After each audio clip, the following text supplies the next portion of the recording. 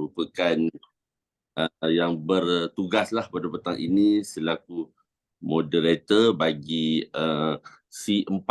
Kalau kita tengok kepada jadual kita ni duduk di zon kuning. Kalau kat klinik tu, zon kuning ni maknanya sebelum masuk zon yang merah lah.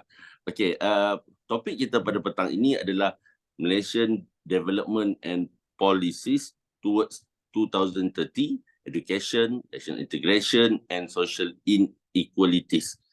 Jadi, pada petang ini saya dimaklumkan oleh pihak penganjur bahawa kita ada 3 paper untuk pembentangan. Jadi saya kira saya nak menjadi moderator pada petang ini dengan menggunakan mandat lah yang telah diberikan kepada saya, di mana saya nak beri masa sekitar 15 minit untuk setiap pembentang membuat pembentangan dan kita kumpulkan soal jawab tu nanti pada penghujung sesi.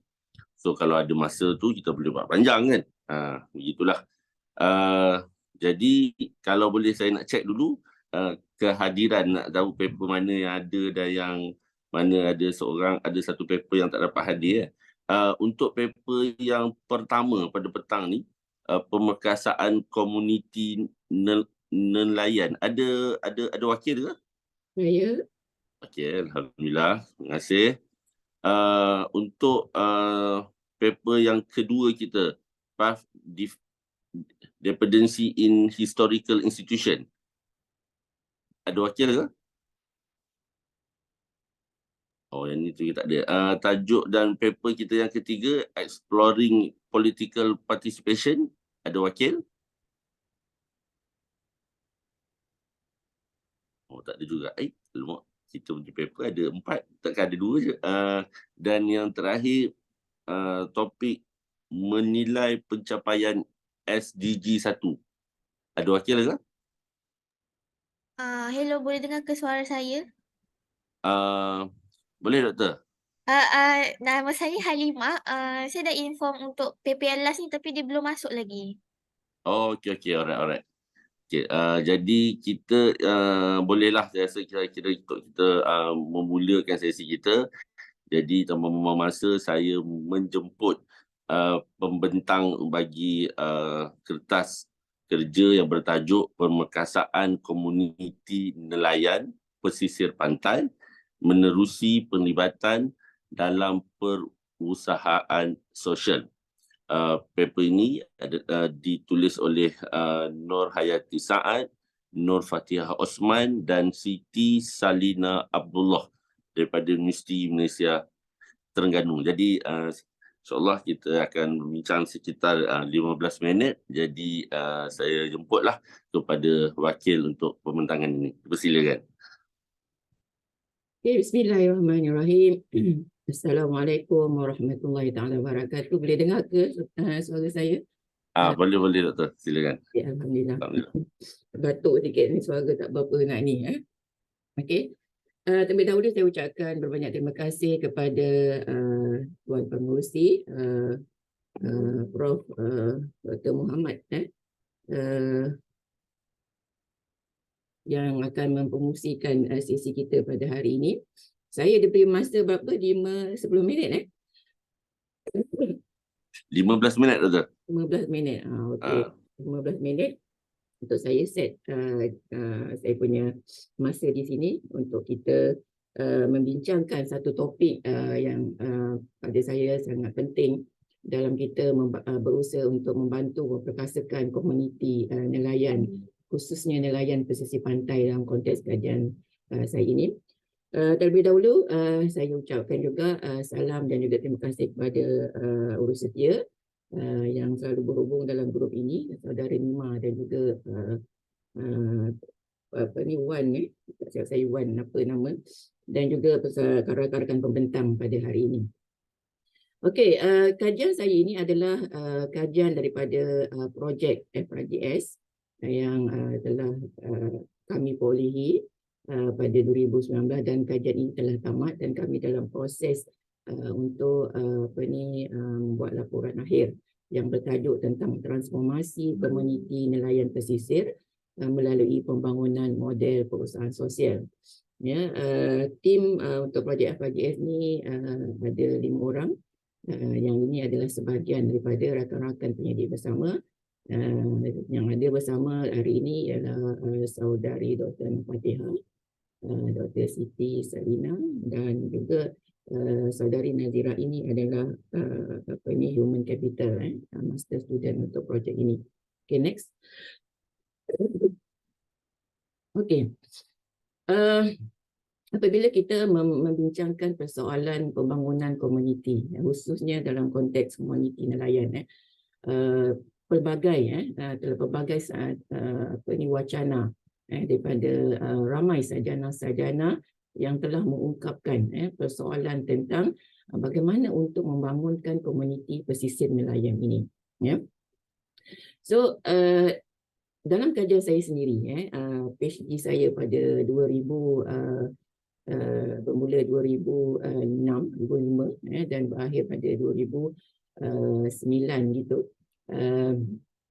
Juga tentang komuniti nelayan yang berkisar tentang mobiliti sosial, bagaimana mereka ini kita boleh lihat adakah mereka ini keluar daripada lingkaran kemiskinan dan kegagalan ataupun tidak, ya. Dan juga kalau kita perhatikan tentang sedikit sejarah kajian tentang nelayan juga, pergi kepada yang saya panggil dalam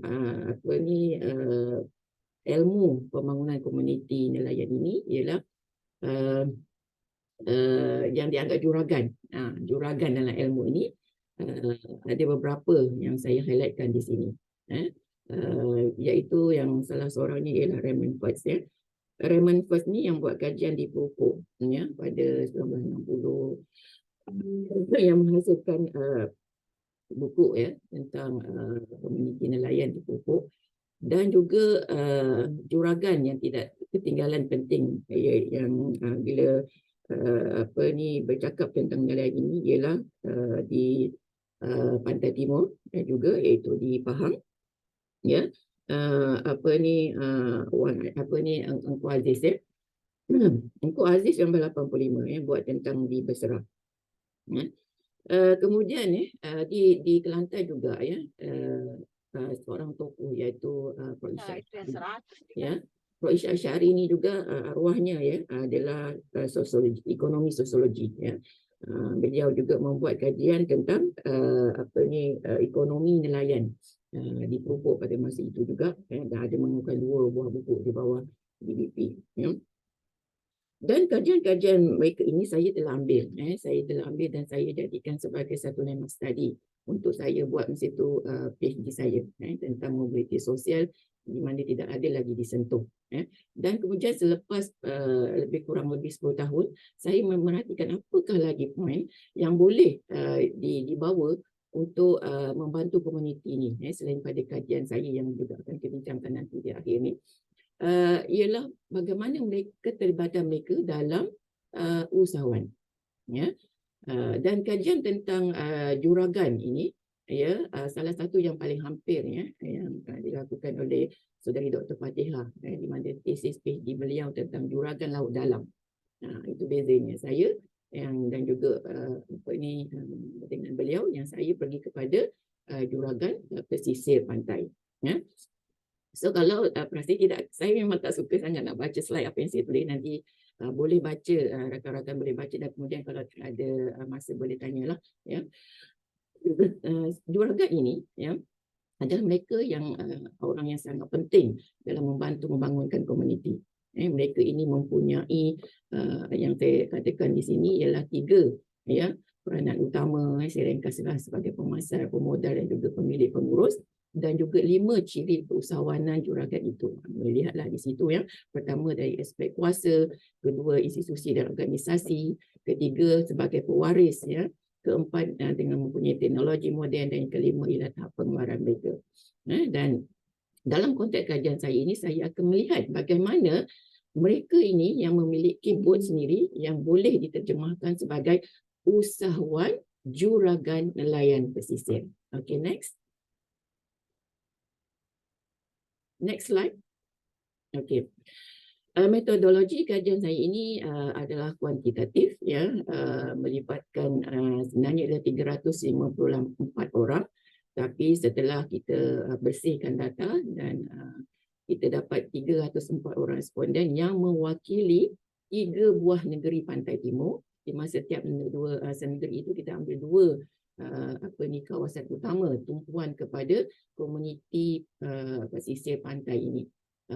Terutamanya mereka yang menyebut zon A dan zon B, iaitu di Kelantan bertempat di Tumpak dan Bacok, jumlah responden dia 60 orang. Di Terengganu kita ambil Marang dan Dungun, lebih kurang berapa itu, sorry tadi yang di Terengganu 48, di di Kelantan, di Marang dan di Tumpak dan Bacok kita ada lebih kurang 80. Di Terengganu lebih kurang ada 100 lebih juga, dan di Pahang lebih kurang 80 lebih juga. Dan ini adalah sampling yang kita ambil daripada Rozaf yang mencukupi lah, sampling dengan populasi, ya. Dan untuk bahagian pembentangan ini saya akan hanya menggunakan statistik kekerapan peratus dan mean dengan menggunakan analisis deskriptif saja, dengan mengambil kira interpretasi mean ini adalah melalui Pahlan 2007. Next. Okey. Dapatan kajian dari segi demografi, siapakah individu yang kita gelarkan sebagai usahawan juragan nelayan pesisir ini. Ini dia. Kalau lihat dari segi umur, majoritinya di situ adalah mereka yang berumur, saya panggil sini remaja dewasa lah, remaja dewasa 41 hingga 60. Kalau 61 ke atas itu sebagai warga emas. Untuk nelayan remaja golongan dewasa ini 60 tu mereka masih lagi kuat bekerja, ya. Lebih kurang 40% di situ. Dan sorry tadi yang dewasa, yang remaja 40 tahun ke bawah itu mewakili lebih kurang 25%, dan ada sedikit situ warga emas, ya. Sebab mereka ini juragan, so mereka masih lagi boleh berupaya untuk bekerja, banyak 17 atau 18% di situ, dan mostly pada mereka telah berkahwin. Pendidikan mereka kebanyakannya adalah sekolah rendah lah, sekolah rendah situ 42.8% di situ, ya. Ada namun yang melangkaui daripada itu agak tinggi dah dekat PSBM dan PMR itu juga, ya. Okey, pendapatan untuk mereka ini kalau diperhatikan ialah 500 hingga 2,000. Ini untuk lebih kurang 65.5%. Tapi kalau ramai yang mengkaji tentang nelayan, kita boleh agaklah pendapatan ini kadang boleh didebatkan sedikit lah. Okay, next. Okey, bagaimana dapatan kajian utama ini ialah untuk kita memperkasakan komuniti nelayan ini supaya mereka ini terlibat dengan lebih aktif sebagai usahawan. So, sebelum pergi kepada dapatan ini, saya nak highlightkan tentang bilangan zon A dan B. Baik, untuk pengetahuan rakan-rakan semua, ya, bahawa untuk usahawan pesisir pantai ini ialah merujuk kepada zon A dan zon B, di mana dia punya batu nautika, kita ada zon A, B dan C sebenarnya. Zon A dan B ini adalah untuk nelayan pesisir pantai, iaitu 15 batu nautika dan ke bawah. Ya. Kalau untuk zon C itu C biasanya 15 ke 30, zon C2 dan C3 itu lebih 30 batu nautika. So untuk pesisir pantai inilah zon A dan zon B, ya. So mereka yang diambil sebagai responden ini adalah mereka yang memang memiliki bot, memiliki bot sendiri. Itu sebabnya mereka ini dipastikan mereka ini adalah dianggap sebagai juragan yang juga bertindak sebagai pemilik bot, sebagai toke dan orang tengah. Ini dah dikategorikan dalam kajian ini sebagai usahawan juragan nelayan pesisir.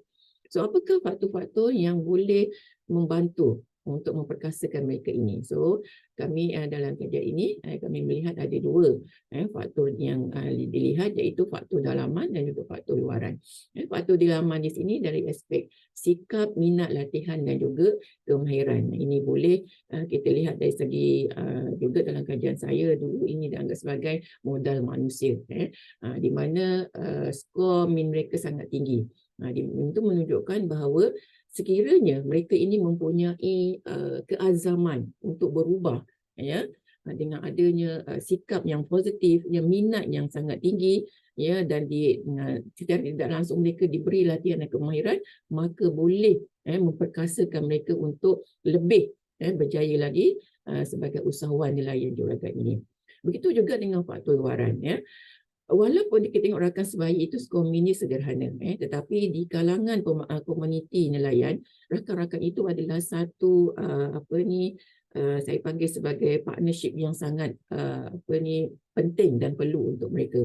Ya, juga banyak dalam menunjukkan bahawa telah membantu mereka untuk lebih menceburkan diri dalam bidang keusahawan ini, dan tidak dinafikan dengan adanya bantuan kerajaan itu juga membawa kepada komitmen mereka yang lebih baik, mudah dapat pinjaman, daripada PIM Tekun ataupun persatuan lain, event PNK itu sendiri, membantu mereka untuk lebih terjebak dalam aktiviti-aktiviti keusahawan sosial ini. Ya, next. Okey, sebagai kesimpulannya di sini, saya ada lebih kurang 3 minit, ya.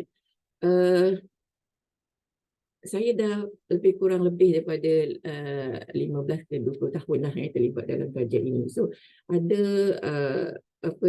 pelbagai penemuan yang boleh membantu mereka sebenarnya untuk memperkasakan diri mereka. Dan aspek kajian saya ini ialah bagaimana untuk memperkasakan komuniti usahawan juragan nelayan pesisir pantai.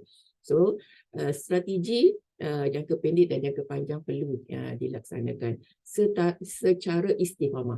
Bukan saya kata sekarang tidak ada, mereka memang dah ada benda tu. Tapi bagaimana untuk kita pupuk, bagaimana untuk kita sentiasa memberikan peluang kepada mereka ini untuk mereka keluar daripada keadaan kemiskinan dan kemunduran. Kita tahu bahawa juragan pesisir ini tidak sama dengan juragan laut dalam. Juragan laut dalam ni dengan produktiviti yang besar, kapasiti yang besar, modal pun besar, tapi keuntungan pun mereka besar. Tetapi walaupun juragan pesisir ini dengan jumlah ikan tangkapan yang kurang, tetapi bagaimana dengan produktiviti itu boleh kita asah secara istiqamah untuk memberikan mereka kesedaran bahawa mereka ini boleh berubah dengan tidak hanya bergantung kepada aktiviti penangkapan ikan saja, tetapi terlibat dalam aktiviti-aktiviti perniagaan yang lain. So transformasi minda. Itu yang saya tekankan di sini. Dan saya memang daripada PhD hingga sekarang saya memang saya punya pegangan bahawa untuk berubah itu dia bukan ada satu faktor, tetapi ada pelbagai dimensi. Dalam ini saya menekankan bahawa perlunya faktor modal manusia, modal sosial dan juga faktor sosial, itu peranan kerajaan itu sendiri. Next. Okey, ini saya saja nak tunjukkan buku yang saya baru terbit di BP 2023, baru saja hangat di pasaran, tentang keluar daripada lingkaran mobilisasi komunikasi pantai ini, yang mana juga ini juga dalam kajian saya ada menyentuh bagaimana mereka yang berada dalam tahap mobiliti ke atas itu ialah mereka yang terlibat dalam aktiviti yang selain daripada hanya menangkap ikan sahaja. Ini kalau siapa yang berminat boleh dapatkan tu lagi di BP atau boleh kontak saya untuk dapat diskaun lah. Okey, itu saja saya rasa saudara pengerusi, dan saya akan lebih mengulas panjang nanti bila ada sesi soalan jawab. Sekian, terima kasih. Assalamualaikum. Waalaikumsalam. Alhamdulillah. Terima kasih banyak kepada Doktor atas perkongsian yang saya kira sangat baik, kerana pertamanya saya rasa saya bertambah ilmu. Baru tahu dia punya jarak dia tu. 15 batu nautika ke 30 kategori apa, bawah daripada 15. Cuma nanti saya nak kena Google juga satu batu nautika tu agak-agaknya berapa. Itu tak boleh nanti saya nak cari. Dan kalau kita lihat kepada kesimpulan daripada kajian yang Dr. buat ni, saya kira saya tertarik sangat kepada usaha ke arah menekankan kepada aspek transformasi minda. Cuma kalau boleh saya rasa satu soalan yang akan saya tanya lah insyaAllah pada sesi hujung nanti, saya bagi tips dulu lah. Saya nak tanya tentang kemiskinan, tapi saya nak tanya tentang kemiskinan multi dimensi dalam kalangan kumpulan komuniti di pesisir pantai ni. Tapi saya simpan dulu lah, Doktor saya boleh simpan dulu jawapan tu insyaAllah. Okey, jadi kita tadi telah selesailah mendengar part pertama untuk pembentangan sebelum kita pergi ke sesi soal jawab di peringkat hujung sesi ini. Maka untuk yang kedua, saya nak ucapkan terima kasih dan tahniah juga kepada doktor kerana menjaga masa. Itu kalau jadi pengerusi tu dia cukup suka tu lega banyak. Alright, okay, untuk topik yang kedua pembentangan kita pada petang ini adalah atas topik saya sebelah saya di sini ni. Kalau saya pandang sini ni, yang ni saya pandang saya punya laptop sebab saya pakai phone di sini. Yang atas topik path dependency in historical institution. Ada ke wakilnya? Ada, saya. Okey, jadi saya menjemputlah Dr. Faridah Sufian, Firdausi Sufian, Haijon Gunggut dan Henry Joseph daripada UiTM Cawangan Sabah untuk sesi perkongsian. Masa yang diberi insyaAllah adalah selama 15 minit. Persilakan. Terima kasih.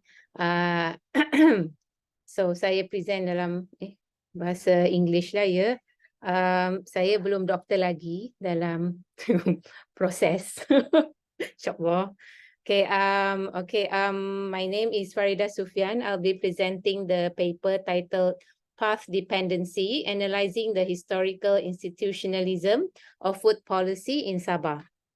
So let me start with the introduction. So historical development of food policy in Sabah has been influenced by path dependence. Path dependence is a concept in a historical institution theory, which is a concept that past decision or events that it has a lasting impact on current policies and institution that will constrain the future choices. So this path dependency has marginalized the development of paddy cultivation in Sabah, which lead to a low self-sufficiency level. So it is important for us to understand it is important for us to understand what is the historical context of rice production, so that policymakers and stakeholders can help to develop more strategies. More strategies in terms of local rice production. So the current rice production is low, is quite critical in Sabah, which is very low, 22.8%. And Sabah has been rely on the importance of rice production. The central focus of this study is to demonstrate how historical institution and path dependent lead to prioritization of industrial commodities, which is oil palm plantation over paddy crops production that lead to underdevelopment of the paddy sector in Sabah. So there are two research objectives in this study, which is to investigate the challenges that hinders the development of the paddy sector, and second is to analyze it through institutional perspective, meaning so this study is applying institution theory. The methodology of this study is purely qualitative, that employ document analysis, and primary data collection is focusing on focus group discussion and interview face-to-face with policy implementers and policymakers. The location is specifically in Kota Belud and Tambunan, and specific crops is selected, that is paddy. So this is the literature review, which is focusing on historical institution. institutions is crucial in any development of that determine economic outcomes. So institution is the rules of the game. The rules consist of formal and informal rules that including norms, culture, and embedded convention. And these rules not only structure the behavior of the human behavior, but also a significant role in how they're going to distribute the resources. So by gaining a comprehensive understanding of a policy outcomes and political behavior, it is important for us to recognize the significance of institution and how they shape decision making in terms of the process of decision making.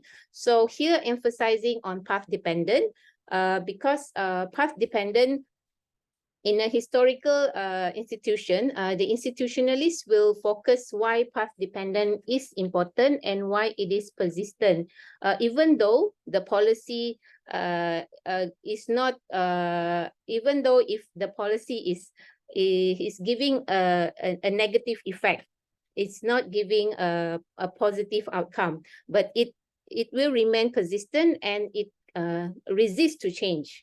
So path dependent also limit future options by constraining future decision making because of past choices. That's why policymakers have to be really careful in terms of decide any policy, because if it's have decided, it will be lock-in effect. It will create a lock-in effect and will be path dependent, meaning that it can be difficult to change in the existing system. So for example, in terms of agriculture industry, we have,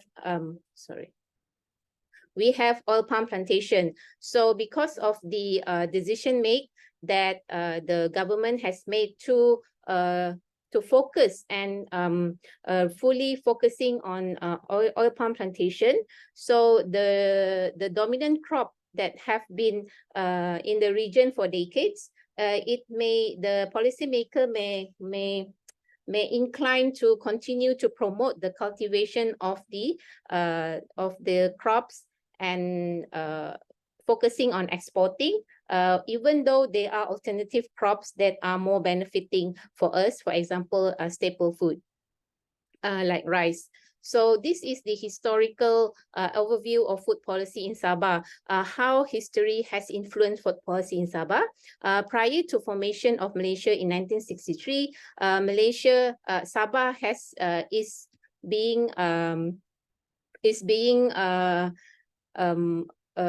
is under British colonial rule. So the North Borneo Chartered Company have always prioritized on commodity crops such as rubber and timber. So as well as focusing on staple crop, that is rice, because they want to reduce importation, because that's a staple food for the community. Then following Malaysia formation, Sabah has always aligned with the development of the Malaysia Plan. And Sabah is part of the 13 states of the Federation of Malaysia. So according to Jomo and Wee 2003, power and decision-making authority is centralized at the federal level. So the federal government have set overall policies for finance, education, defense, and development. However, there are some policy space for the state government to has the autonomy to rule, to govern their own state. Example, in terms of agriculture sector. So therefore, Sabah has formulated its policy, agriculture policy, which is always in line with the national policies. So how does path dependency features in Sabah food policy, and what is the implication? So in terms of crop prioritization, because of the path dependent on Sabah policy, which we have been mentioned just now, since the colonial era, we have been prioritizing commodity crops. So the findings reveal that why farmers in Sabah as well have been encouraged to shift their focus to higher value crops, because it creates a higher profits. So the state government have invested heavily in terms of oil palm plantation, so they more likely to continue to allocate the land for oil palm plantation. So it creates a path-dependent situation where past decision investment has constrained the future choices and limit potential for other alternative crops such as staple food like rice. So this decision has had the effect that reducing the amount of rice production in the state. So because of the high economic return of oil palm plantation, it has impacted the land use regulation as well. Sabah state government has regulation. In order for you to shift your crops to other crops, you have to ask for permission, or from agriculture land to non-agriculture land. However, the finding revealed that people have the power to refuse to comply. They can just they can just shift the crops, the crops that they have planted.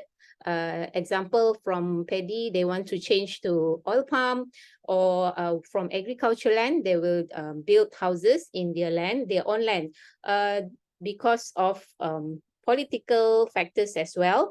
So this result in situation where the landowners, they continue to use the land with their own purpose, even if it's not in line with the regulation.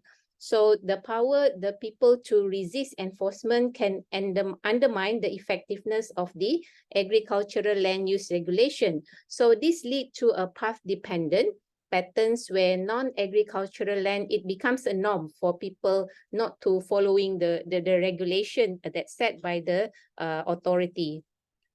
So the third one is the limited investment in infrastructure.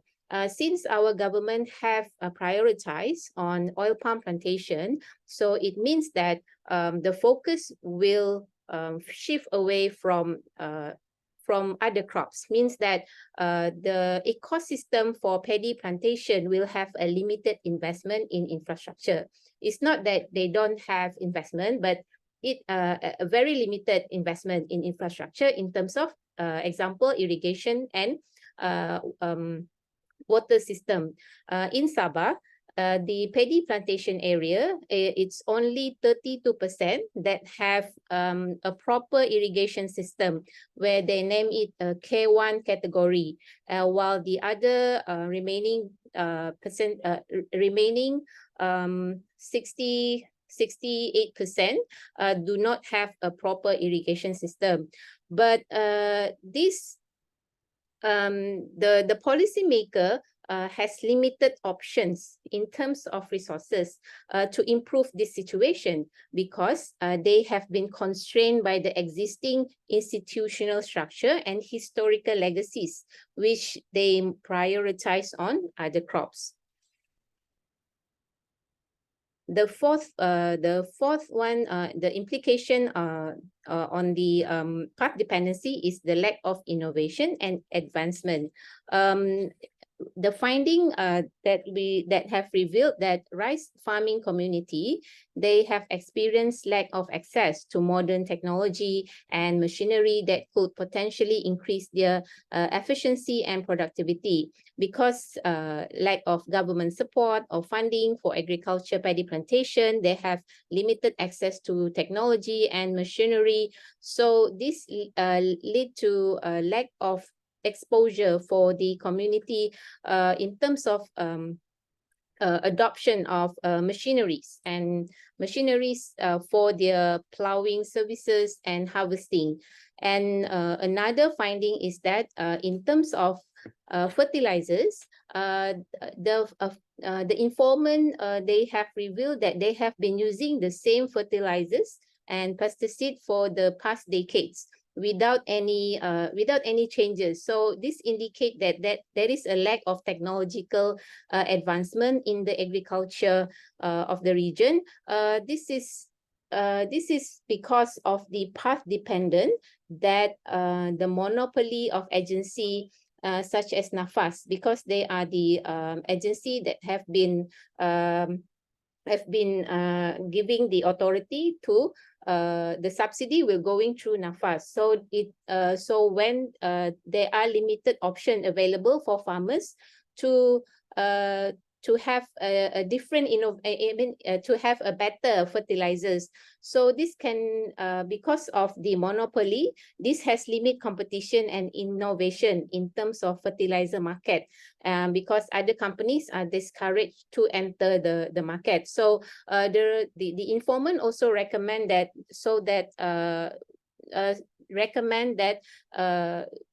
to have a vouchers instead of subsidies directly fertilizers from NAFAS, so that they have allow farmers to have the access to a wider range of fertilizers, and they have potential to improve their own crops. They know what types of soil that are suitable for their crops to increase their production. Okay, they are so based on the literature and the findings, there is need for adaptation and relevance, means the policy that have been formulated must adapt to the changing challenges. We have new challenges, new problems every decades. It depends.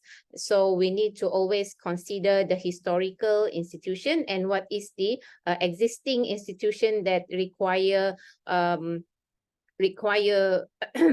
the new method solution to address the new problem. So continuous monitoring is important, so that to ensure that the policy is always relevant and aligned with the current sector needs.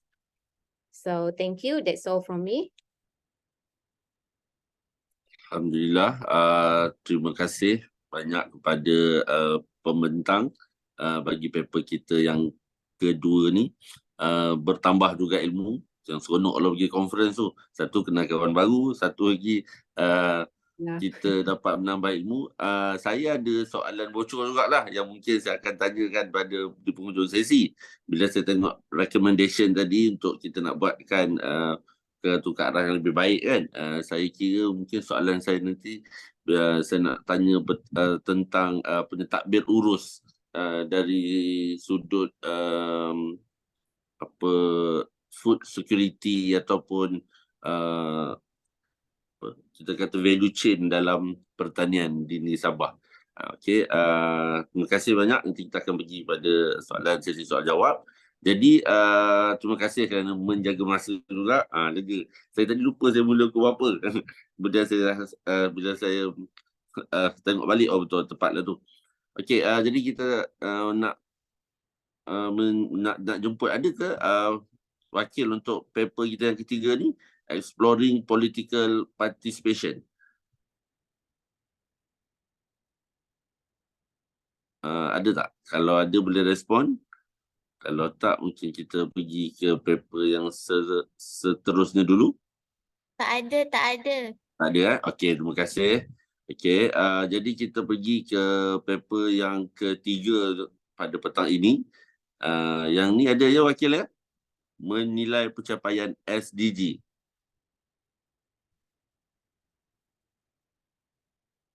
Ya, Assalamualaikum. Ada? Okey, sekejap. Okey. Terima kasih atas respon.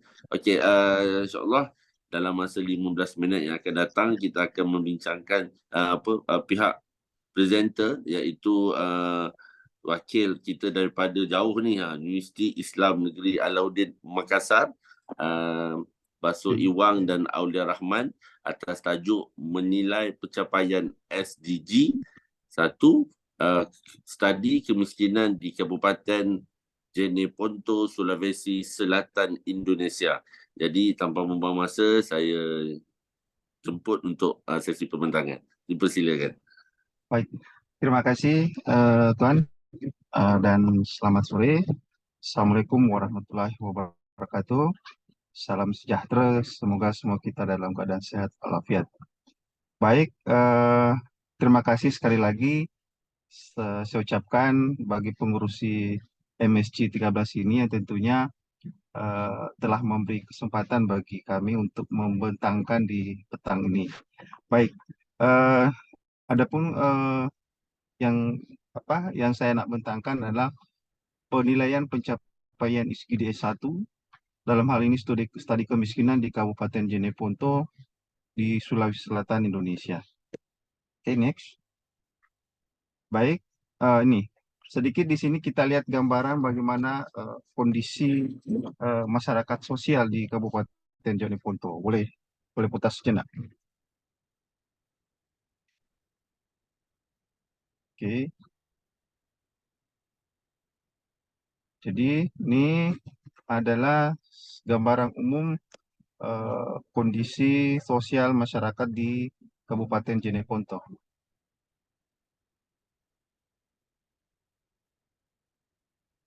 Oke.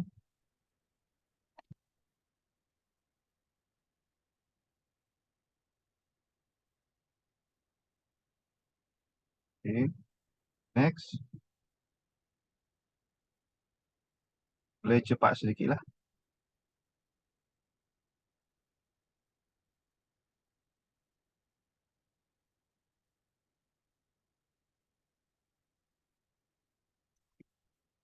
Oh, sorry. Tak ada gambar. Oh, sorry. Tadi tak ada gambar ya. Oke.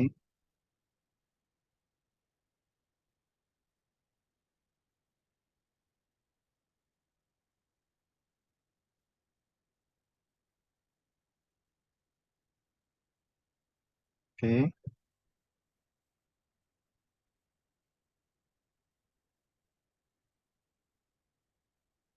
Boleh cepat ya, cepat ya. Ya, oke.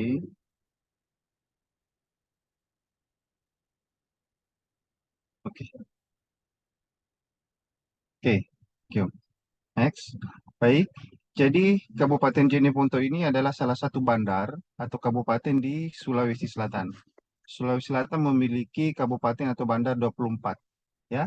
Dan salah satunya adalah Kabupaten Jeneponto yang merupakan eh, bandar atau kabupaten yang memiliki tingkat kemiskinan terbesar di Sulawesi Selatan. Kondisi sosial masyarakatnya sebagian besar adalah petani garam, kemudian petani nelayan, ya nelayan dan perkebunan, ya, dan diduduki penduduk sekitar 800.220 jiwa.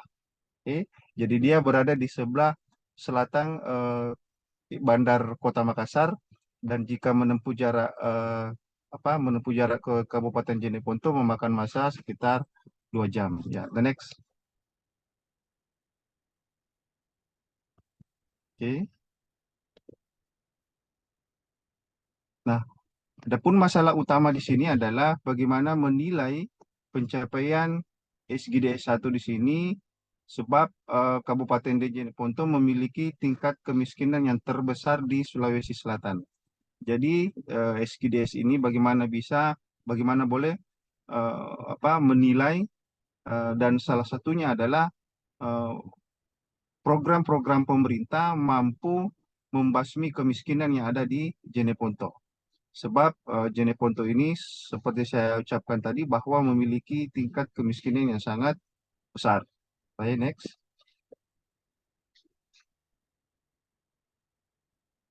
Oke. Dari tabel yang ada bahwa 24 kabupaten atau bandar yang ada di Sulawesi Selatan, Jeneponto memiliki tingkat kemiskinan 14,58%. Jika kita lihat dari 24 kabupaten yang ada di Sulawesi Selatan, memang Jeneponto memiliki tingkat kemiskinan yang sangat besar, sehingga memerlukan budget yang besar juga dari pemerintah pusat maupun pemerintah daerah dalam membuat program-program dalam pembasmian kemiskinan. Oke, next.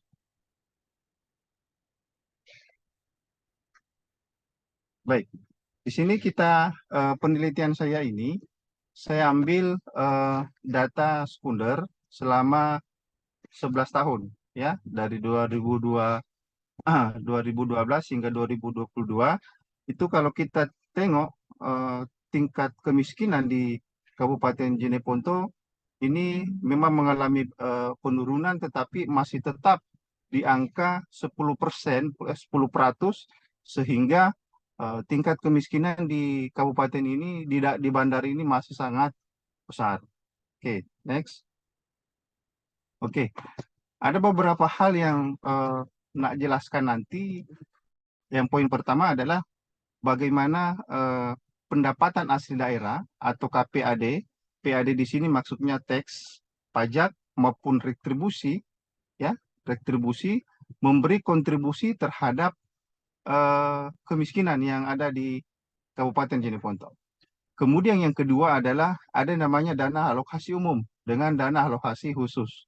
Dana ini atau budget ini, maksudnya budget ini, kedua-dua budget DAU maupun DAK ini adalah sama-sama dari transfer ataukah budget dari pemerintah pusat. Jadi pemerintah pusat memberikan budget ke pemerintah daerah untuk pembasmian kemiskinan tadi. Ya, jadi tujuan utama daripada pemberian dana alokasi umum maupun dana alokasi khusus yang biasa disebut di Indonesia adalah dana perimbangan. Tujuan utamanya adalah mengurangkan ketimpangan-ketimpangan yang bersumber dari pendanaan pemerintah pusat maupun daerah. Sehingga jika menggunakan anggaran atau budget ini, maka diharapkan pemerintah daerah mampu mengurangi angka kemiskinan di daerah tersebut. Oke, next. Baik. Yang pertama adalah pendapatan asli daerah. Seperti yang saya ucapkan tadi bahwa pendapatan asli daerah ini adalah macam mana kemampuan suatu bandar atau kabupaten untuk memperoleh budget yang dikelola sendiri, baik daripada retribusi maupun daripada pajak sendiri atau tax. Nah, kalau kita dari lihat carta ini, bahwa pendapatan asli daerah yang diperolehi oleh Kabupaten Jeneponto itu masih sangat kecil, sehingga dalam penelitian saya ini bahwa pendapatan asli daerah ini belum mampu memberi kontribusi besar terhadap pembasmian kemiskinan, sehingga perlu pemerintah daerah ataukah pemerintah lokal untuk lebih kreativitas lagi untuk mendapatkan atau memperolehi pajak atau retribusi dari daerah itu sendiri. Oke, next.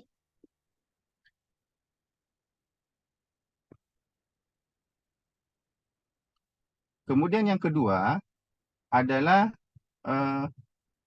apa yang menyebabkan pendapatan asli daerah tidak mampu menurunkan angka kemiskinan. Yang pertama karena PAD ini belum mampu memberi kontribusi besar terhadap pendapatan daerah itu sendiri. Kemudian belanja atau budget yang diperoleh daerah itu belum maksimal dialokasikan, maknanya belum memberi kegiatan yang mampu memberi masyarakat secara produktivitas, sehingga budgetnya banyak yang tidak sesuai dengan peruntukan masyarakat sendiri. Oke, next. Baik. Nah, untuk pendapatan realisasi anggaran pendapatan daerah sendiri itu dari tabel ini hanya mampu memberi kontribusi 8,69% dan 8,11%, sehingga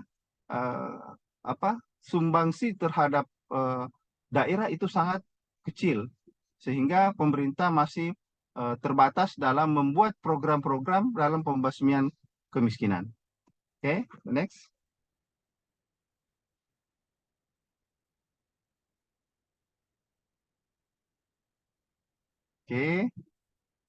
Oke. Nampak di tabel sini kita tengok bahwa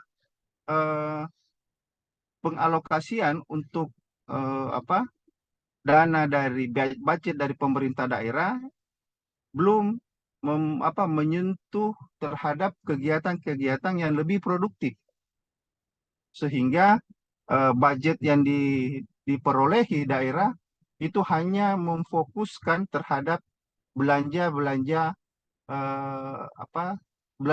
pegawai, ya, maknanya budget yang ada dalam pemerintah daerah atau pemerintah lokal tidak begitu memfokuskan terhadap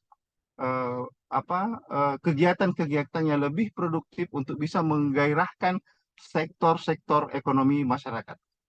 Ya, seperti itu. Next.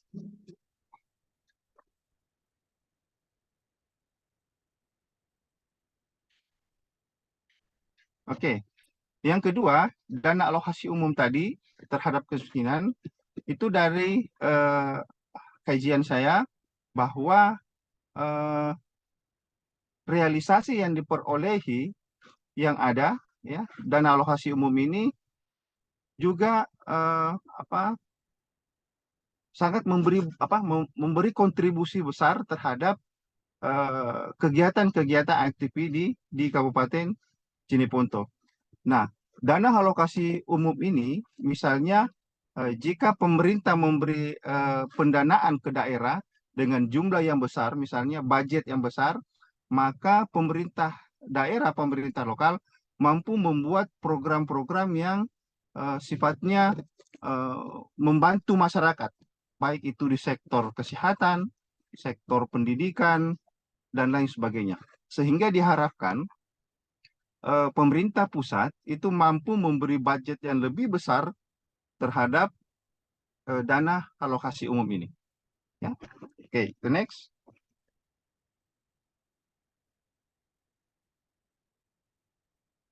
Oke. Dana alokasi khusus ini tetap menjadi transfer dari pusat. Maknanya dana alokasi umum dan umum itu sama-sama berasal dari pemerintah pusat. Cuma biasanya kalau dana alokasi khusus ini biasanya diperuntukkan untuk kegiatan-kegiatan fisik seperti misalnya transportasi jalan, kemudian perbaikan irigasi, kemudian sektor-sektor kesehatan dan lain sebagainya. Sehingga diharapkan bahwa pemerintah kalau misalnya menginginkan adanya sebuah perubahan atau pembasmian kemiskinan ini bisa terwujud sesuai dengan Sustainable Development Goals pada tujuan pertama, maka pemerintah harus memberi budget yang budget yang cukup besar untuk memberi program-program terhadap masyarakat agar bisa menghilangkan kemiskinan ini. Seperti misalnya kegiatan-kegiatan padat karya, kemudian membuka lapangan kerja, usaha kecil, dan lain sebagainya. Ya, seperti itu. Next.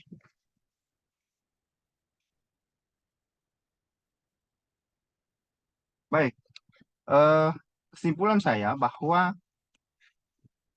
dari kajian ini kami melihat bahwa Kabupaten Kabupaten Cineponto masih sangat mengharapkan budget dari pemerintah pusat untuk lebih besar lagi atau lebih ditingkatkan lagi untuk membiayai program-program yang lebih produktif.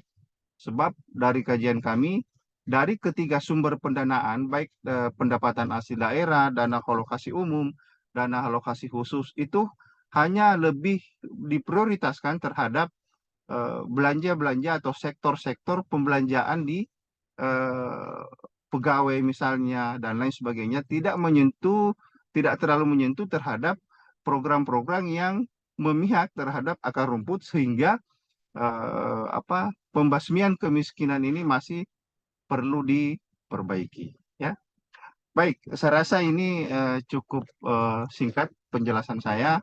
Saya minta maaf karena saya lagi di jalan ini. Dan mungkin nanti kita boleh diskusi dan ada perbincangan lain. Terima kasih, Tuan. Assalamualaikum warahmatullahi wabarakatuh. Waalaikumsalam warahmatullahi wabarakatuh. Alhamdulillah, kita telah selesai pembentangan daripada Dr. Basuh Iwang dan Dr. Aulia Rahman untuk paper menilai penilaian SDG 1 tadi, studi kemiskinan di Kabupaten Cineponto, Sulawesi Selatan, Indonesia. Alhamdulillah, saya rasa sangat bertuah hari ini sebab saya semuanya dapat tengok video, betul tak pernah sampai tapi ada. Dan sebenarnya secara peribadi saya pun memang adalah kita membuat kajian-kajian berkaitan dengan kemiskinan, juga selain daripada penilaian tentang tabir urus dan sebagainya. Jadi saya rasa soalan saya nanti saya bagi tips dululah. Ataupun boleh kita mulakan sesi soal jawab kita kot ya. Tadi Boleh. kita mulakan dengan paper ketiga ni lah. Jadi sebelum saya buka sesi soal jawab ini, saya ingat saya nak bagi satu soalan dululah kepada Dr. Basuki Wang berkaitan dengan apa tajuk ni. Melihat kepada pencapaian tahap kemiskinan lah kita kata yang berlaku di Kabupaten Jeneponto ni, ada tak doktor boleh memberikan satu strategi yang doktor, kalaulah doktor nak cadangkan macam tu untuk nak membangunkan di kawasan Kabupaten Jeneponto tu. Sebabnya kita tahu cerita tentang kemiskinan ni dia berlaku di mana-mana kan. Dia dekat Malaysia ada, kat mana-mana negara pun ada. Jadi ada tak satu idea, satu strategi yang doktor boleh cadangkan? Silakan doktor. Okey, baik. Di Jeneponto ini kan sebahagian besar itu masyarakatnya mata pencahariannya adalah petani garam. Ya, petani garam. Itu hampir 70-80% masyarakat penduduk itu mata pencarinya petani garam. Tetapi petani garam ini belum dikelola secara teknologi, masih melakukan secara tradisional. Baiknya pemerintah membuat budget, ya, budget ditambah untuk membuat sebuah proses pembuatan garam secara tradisional, secara modern, secara menggunakan teknologi, sehingga garam yang ada di Jeneponto ini dapat diekspor atau dijual ke mana-mana, sehingga masyarakat bisa memberi manfaat atau dapat merasakan hasil penjualan. Misalnya jika masyarakat dikoordinir, disatukan untuk membuat garam secara teknologi ini untuk diekspor misalnya. Kemudian yang kedua, bahwa masyarakat Jeneponto itu memang pendidikannya masih sangat rendah, ya. Jadi pemerintah harus membuat program perbaikan mutu pendidikan, baik pada tingkat sekolah menengah, perguruan tinggi dan lain sebagainya, sehingga masyarakat juga bisa menikmati pendidikan dan secara masa depannya mampu keluar dari kemiskinan ini. Saya rasa itu. Terima kasih. Okey, terima kasih banyak doktor atas respon tu. Saya haraplah kalau boleh, saya kira tu satu cadangan yang baik yang mungkin boleh diaplikasikan jugalah di kawasan-kawasan yang miskin di Malaysia ini juga. Jadi saya rasa kita pergi kepada soalan saya yang kedua untuk berkaitan dengan paper yang dibentangkan tadi oleh Puan Fardidah Sufian. Soalan saya tadi, Puan Fardidah masih ada ke sini? Ya, ada. Okey Puan. Saya punya soalan ni macam yang saya bagi hint tadi lah. Soalan saya nak tanya berkaitan dengan tadbir urus dalam rantaian nilai kemiskinan, rantaian nilai pertanian yang berlaku di Sabah ni. Sebab saya secara peribadi itu saya ada pergi, saya ingat saya pergi dalam beberapa bulan lepas lah, kita pergi jumpa dengan beberapa orang kawasan Perketawau lah, itu pergi sampai Sempurna pun. Saya boleh KK lah buat kajian tentang pertanian ni. Jadi kalau boleh saya tanya dengan Pak, ada tak apa-apa isu ataupun cadangan penambahbaikan daripada segi tadbir urus pertanian di negeri Sabah berdasarkan kajian Puan ni lah. Silakan. Saya share screen ya untuk tunjukkan. Boleh kan? Boleh, silakan. Okay, so berdasarkan soalan yang ditanya sebelum tu, the governance of food security kan. So kalau dapat lihat dekat skrin, dapat nampak kan? Nampak. So, yang food yang Cabinet Committee untuk Food Security ni dia baru ditubuhkan lah dalam Februari tahun ini, yang dipengerusikan oleh Ketua Menteri, dan kemudian tu ada Sabah Food Security Task Force yang dipengerusikan oleh Menteri Kementerian Ministry of Agriculture, Fisheries and Food Industries lah. Ini di peringkat state ataupun akronimnya MAFI. So lepas tu di Sabah state government dia Ministry of Agriculture iaitu MAFI. Di bawah MAFI pula ada beberapa department lah, Department of Agriculture, DVS, DOF, dan supporting macam Department of Irrigation, dan ada sebuah korporasi pembangunan desa di bawah state government ni, di bawah Kementerian Ministry of Agriculture, Fisheries and Food Industries ni. Korporasi pembangunan desa ni dia berfungsi untuk berkaitan dengan rural development lah, agriculture rural development. So sebelum ini koperasi ni dia stand alone, tapi kemudian dia diserapkanlah di bawah state government. So dalam masa yang sama juga, sebab kita ada national policy juga, so federal government pun ada di state. So federal government pula dia ada Lembaga Pertubuhan Peladang LPP yang banyak memberi insentif lah dan bantuan kepada peladang, yang kita ada Pertubuhan Peladang PPK kawasan kan, ada banyak PPK kawasan. So itu pun salah satu agensi lah yang membantu dalam agriculture di Sabah. Dan Integrated Agriculture Development Area ataupun IADA yang berada di Kota Belud, yang fokus kepada pembangunan padi sawah di Kota Belud sahaja. Sebab state government dah declare yang paddy hub tu dekat Kota Belud. So IADA hanya berada di Kota Belud, dibenarkan di Kota Belud saja. So setakat ni inilah yang food security punya in terms of governance lah untuk food security. Okey. Terima kasih banyak Puan atas perkongsian tadi. Jadi kita pergi kepada soalan saya lah. Kalau panel soalan kepada paper tadi. Ya, paper pertama tadi iaitu Dr. Nur Hayati Saad. Ada Doktor?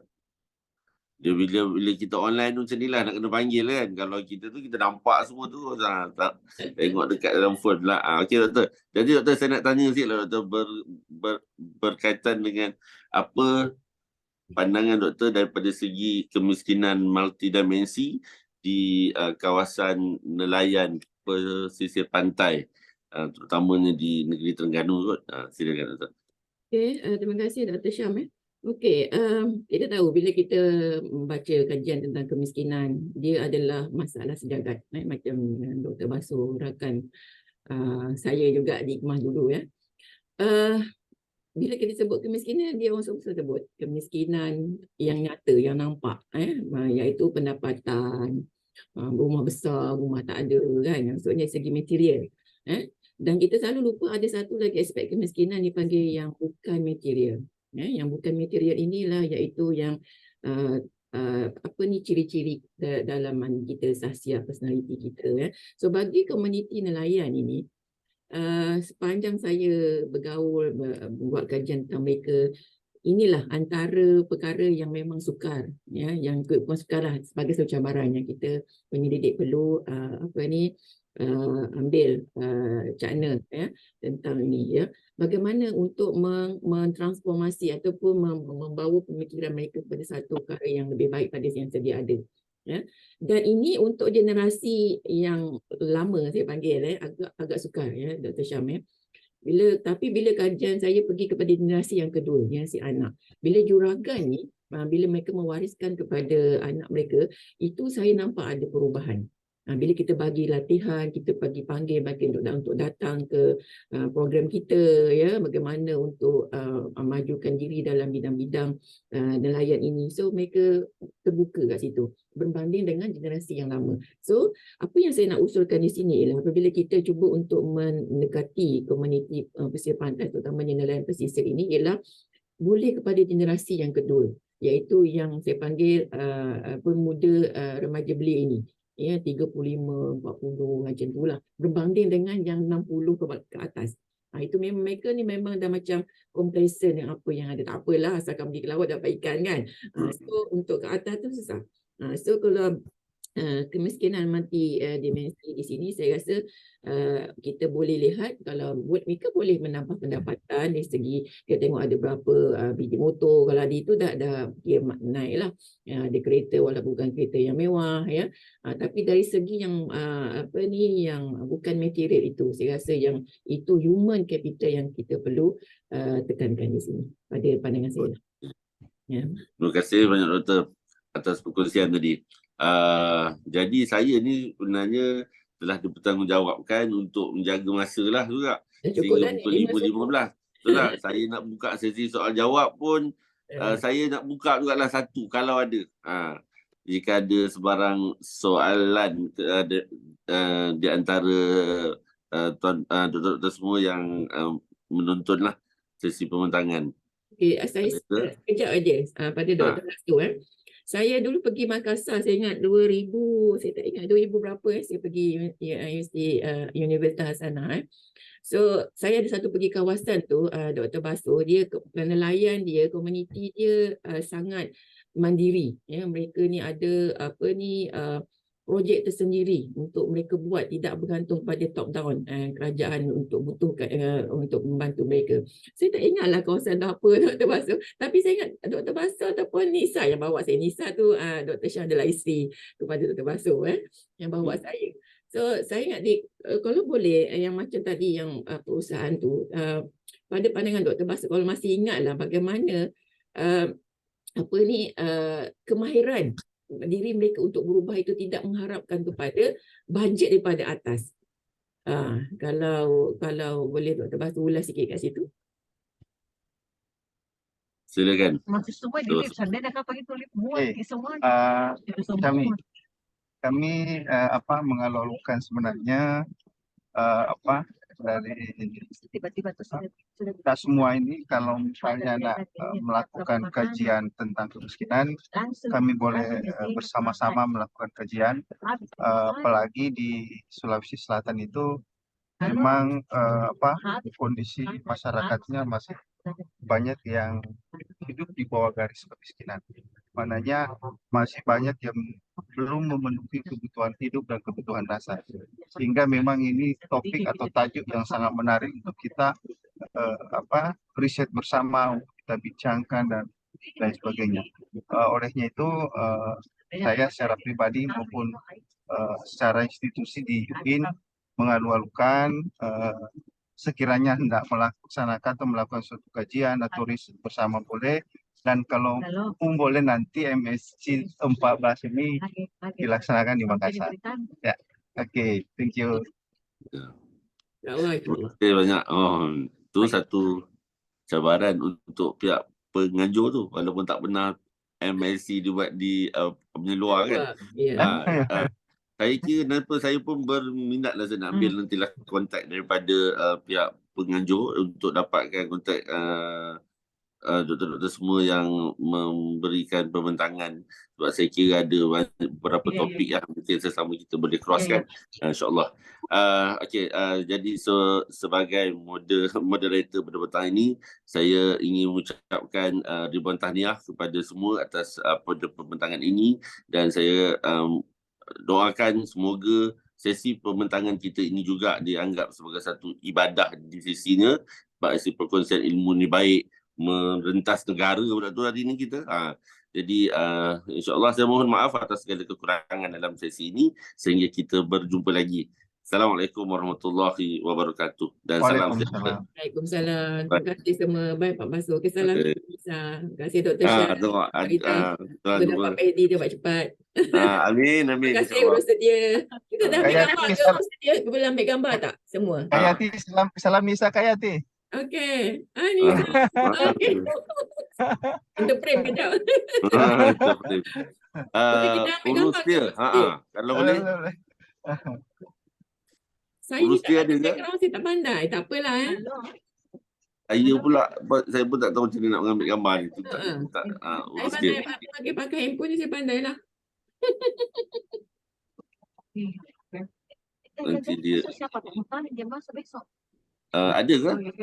Okay, 1, 2, 3. Alright, thank you. Boleh Alright. saya ambil gambar? Okay, Okey, silakan. Okay, ready? Gambar formal dulu ya. Okay, 1, 2, 3. Okay, lagi sekali. 1, 2, 3. Okay, gambar santai. 1, 2, 3. Okay, terima kasih. Okay, nanti Alright, masuk dalam Alhamdulillah. grup ya. Okay, Nanti terima kasih boleh semua. masuk dalam grup. Bye. Okay, terima kasih semua. Assalamualaikum. Waalaikumsalam. Okay, terima kasih Pak Basul. Terima kasih doktor. Ya. Sama-sama.